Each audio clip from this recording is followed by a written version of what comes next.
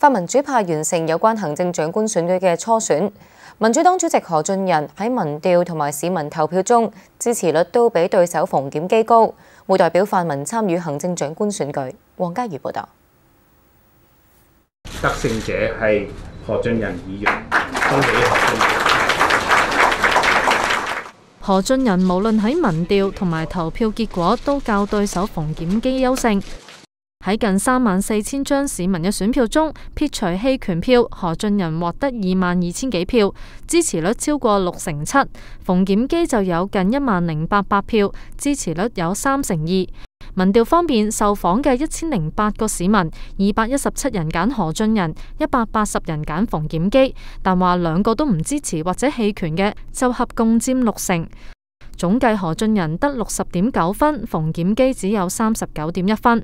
馮檢基佢真係一位非常之可敬而係勁嘅對手真係勁嘅對手今次呢個初選真係我都好大壓力，泛民會成立一個更加強而有力嘅團隊，係為今次係向小圈子進行一個有力嘅挑戰。何俊仁話會繼續就社會公義、地產同金融霸權等問題向建制派參選人施壓。落敗嘅馮檢基就提醒泛民要向香港人證明執政能力。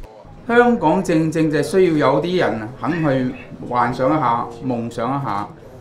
好多時我哋都可以夢想成真。如果你有日想見到泛民整個界別一齊去參政，我哋就唔能夠淨係去負面嘅角度去處理一啲政治問題，有啲嘢呢，我哋需要用正面嘅角度，需要有夢想。